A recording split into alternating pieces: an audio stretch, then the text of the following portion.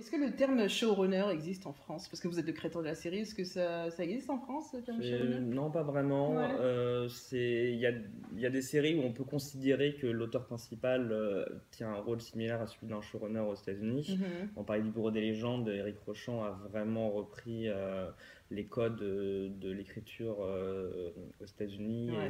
enfin, il fonctionne vraiment comme un showrunner. Mhm. Mais c'est pas le premier d'ailleurs, hein, même dans des séries plus mainstream. Je sais que les productrices d'Engrenage, qui Ouais. sont aussi les scénaristes. D'ailleurs, Mhm. c'est ça, en fait, pour moi, un showrunner, en fait, pour moi, il y a trois pôles. Il y a Mhm. de décision, il y a le producteur, le scénariste, le réalisateur. Ouais. Un showrunner, c'est quelqu'un qui a forcément deux rôles sur trois. Parce que du Mhm. coup, il est majoritaire dans les C'est ça, décisions, en fait. producteur. Ouais. Donc souvent, aux États-Unis, c'est très souvent auteur et producteur. Mhm. Parfois, en France, c'est Il est un peu scénariste et réalisateur aussi, c'est vrai. réalisateur. Mhm. Comme par exemple, Petit Quinquin, on peut dire, je sais pas si enfin, c'est une mini-série très particulière, mais Bruno Dumont n'était pas producteur, mais il était scénariste et réalisateur. Donc je pense Mhm. qu'il a quand même été extrêmement dominant dans toutes les prises de décision de cette série. Ouais. Mais donc, par exemple, moi, sur les responsables, j'étais juste scénariste, donc je me considère pas comme showrunner, D'accord.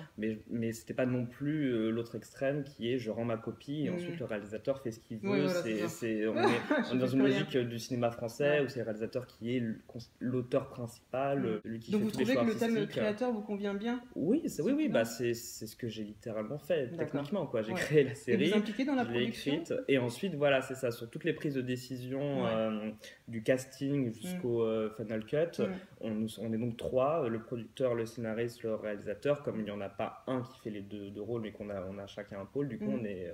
on est plus dans une logique de quand il y en a deux qui sont en désaccord sur un point, le troisième tranche. D'accord. Ce qui fonctionne très bien. Mhm. Ce qui fonctionne très bien si jamais les gens s'entendent, Ouais. évidemment, et ensemble, ce qui était notre cas, mais c'est risqué. Ce qui peut être dangereux aussi, c'est qu'il y en ait deux qui sont clairement toujours ensemble et le Bien troisième sûr, qui se ouais. retrouve mis Ouais. de côté. Ouais. C'était pas le cas, donc ça a Mhm. marché. Donc ça Ça a va. Et marché. à quel moment OCS s'implique? S'il s'implique? Et bah très peu. D'accord. C'est la particularité d'OCS Mhm. aussi.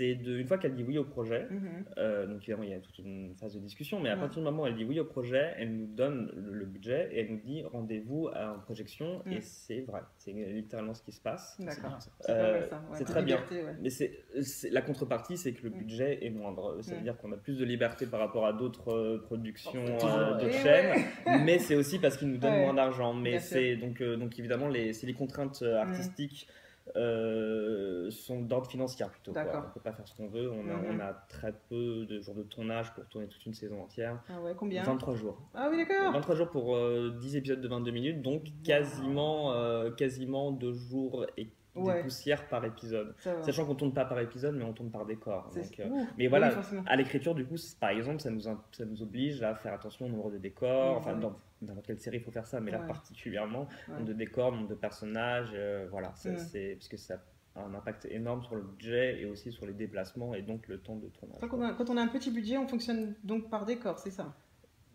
Parce que je Bah, crois que les Américains ne fonctionnent pas comme ça. On fait souvent. Oui, alors les Américains, ils Ils ont un tournent système épisode beaucoup par plus... épisode. Ouais. Enfin, Pour ça ceux qui ont dépend. plus d'argent, bien entendu. Ça dépend en tout cas, en fait. Mm. Je crois que ça dépend vraiment. Il n'y a pas une Il n'y a pas de règle schéma. et une seule. Ouais. Mais cette logique de tourner par décor et Mhm. de faire attention à ça, en fait, la vérité, c'est que ça implique toutes les productions, Ouais. parce que même quand on est dans une plus grosse production, du coup on a envie d'en faire, on a la possibilité d'en faire beaucoup plus, Ouais. d'aller beaucoup plus loin, sauf que du coup à un moment donné justement il faut bien dire attention, là Mm. tu vas trop loin, ça va aller Ouais. au-delà du décor. Nous c'est pareil, mais on y fait encore plus attention dès l'écriture parce qu'on sait d'avance Mhm. qu'on est extrêmement restreint, extrêmement limité.